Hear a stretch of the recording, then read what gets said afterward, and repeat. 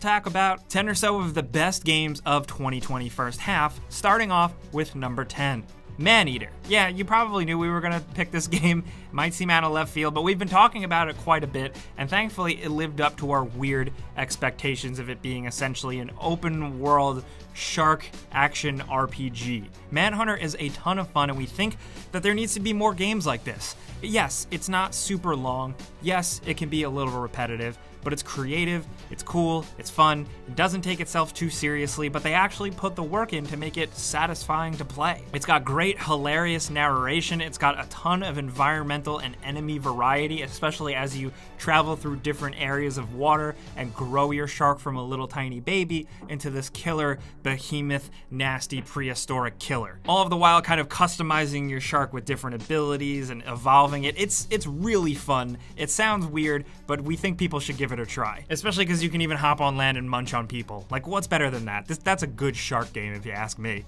Now over at number 9, Gears Tactics. Yes, a game that has not been talked about too much, hasn't been mentioned much, and honestly kind of released pretty quietly. This is a surprisingly competent game. Halo fans know that a lot of people slept on Halo Wars, the RTS version of that game that was actually pretty good. Now, Gears Tactics takes the Gears of War formula and applies it to a top-down strategy shooter similar to XCOM, but with the Gears of War flair, and it actually turns out to totally work and be really cool. Using your Lancer, using your chainsaw bayonet actually works in the gameplay. It makes sense. Taking cover, hunkering down, fighting the Locust in like more of an old school Gears campaign was something that we also really liked. It's not like Gears 4 or Gears 5. It's actually more like the original Gears because you're in the heat of it. Not to mention that all your squad mates are highly customizable, way more than we expected.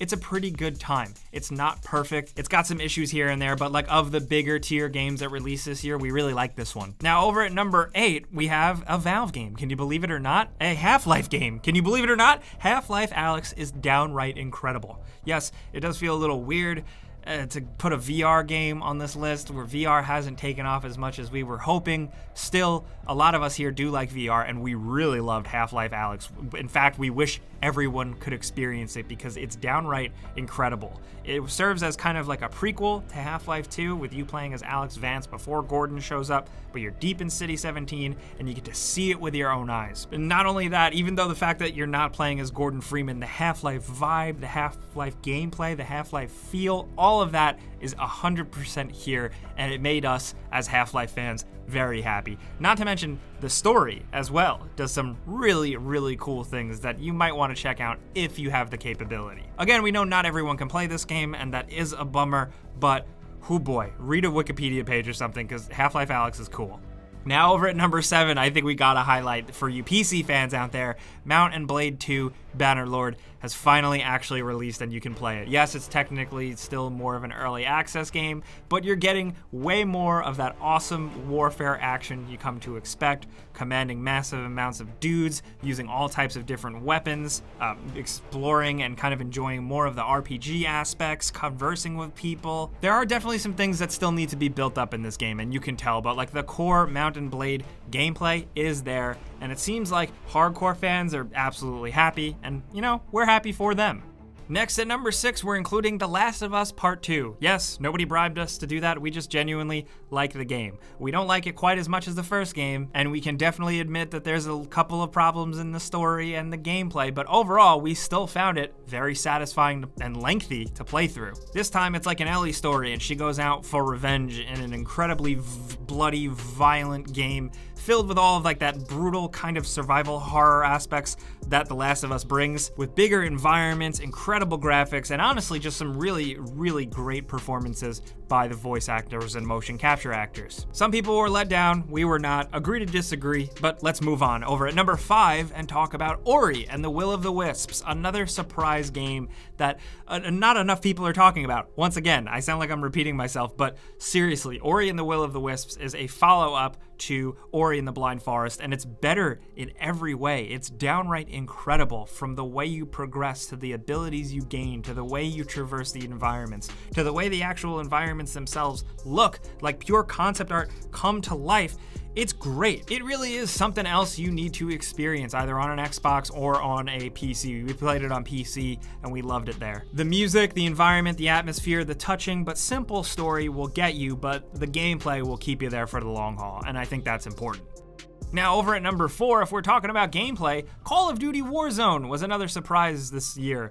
Who would have thought another free-to-play battle royale game was released and it was actually pretty good? Like, just as we're starting to really get tired of these types of things, Call of Duty's newest spin on it in the Modern Warfare engine is actually pretty good. And I think it would be weird for us to not acknowledge like the mainstream acceptance that this game has gotten for good reason. It's compelling and it's fun. The loot system and the weapon system works here really well. The levels and just kind of the design of the environment, we kind of just enjoy it a bit more than Blackout, but of course everybody feels differently. Just generally, we really liked Modern Warfare, especially from a single player perspective, and we really liked their spin on the whole drop in and shoot a bunch of dudes and survive till the end thing. Now, down to number 3, we have the Final Fantasy VII Remake. What a dream come true this game is. After so many years of anticipation and just delays and not knowing what's going on, we finally got the game that we were all hoping for, at least the first part of it. Yes, this game does focus specifically only on the early sections of the original game, but they take the time to really expand it, grow it out, give more fan service, give more lore, give more background, and just create more living, breathing, and convincing worlds. It almost strengthens the story of the original game because now you can like really understand the people that live here and what's going on. Of course, thanks to also some incredibly detailed graphics that just really sell it, especially with all the main characters you're playing as. But also just the fact that the story goes some places, dude. It does some things that are very interesting and it plays with fan expectations in a way that we thought was pretty fun, to say the very least, but not to mention it's also just a good, solid JRPG. The action is fun, even though it is a little more action-oriented, it does hold up. Upgrading your characters is satisfying, and all of that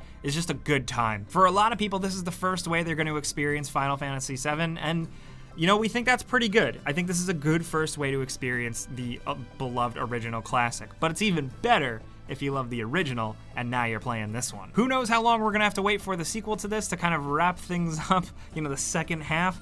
I don't know, but we are definitely happily going to be waiting for it. Now down to number 2, we have Animal Crossing: New Horizons, a game that really took the world by storm. Of course, while many people were shut inside their homes due to unforeseen and uncertain circumstances, there was a game that released just at the right time, and it was pretty much there to comfort everyone, and it was Animal Crossing, baby, which has always been a great series, but New Horizons really blows it out of the water. It's more social, it's more detailed, it's more customizable, it's more compelling, it's more ongoing. It looks better, it's a little more engaging. Basically, everything you could want from an Animal Crossing sequel, they didn't screw it up. And props to Nintendo, because they really could have. I know that sounds kind of jaded, but this is easily the best thing that Nintendo put out this year, and we're really happy it exists, and we're also really happy that it's continuing to be fun and exciting. They just announced that they're adding swimming to the game. That's crazy, dude. Still, we know that it is very much like a chill, relaxing, weird, grindy type of game that isn't for everyone, but I think just the actual cultural impact this game has made this year is really worth highlighting and celebrating, man.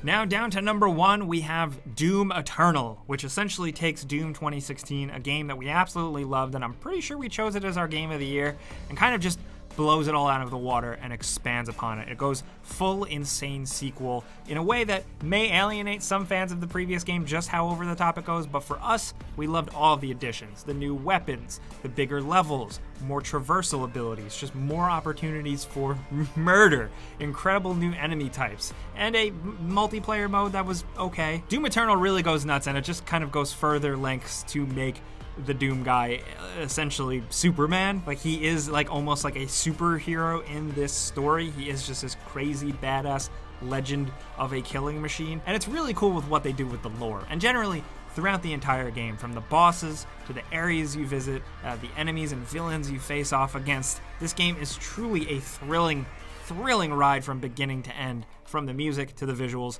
to the insane white knuckle gameplay, where you should definitely crank up the difficulty if you can. Once you become a seasoned vet, it's even more satisfying. Doom Eternal is kind of like the gift that keeps on giving, and we love it. But of course, before we go, we got some bonuses as well. First, Resident Evil 3. We got to see the Nemesis in 4K, and he's not pretty. Also, Nioh 2 is just as good as the first one. Dragon Ball Z Kakarot we wanted to give a highlight to because it's not like the greatest thing in the world, but it is a really nice, fun way to relive a lot of your favorite sagas. And for PC fans, we had to highlight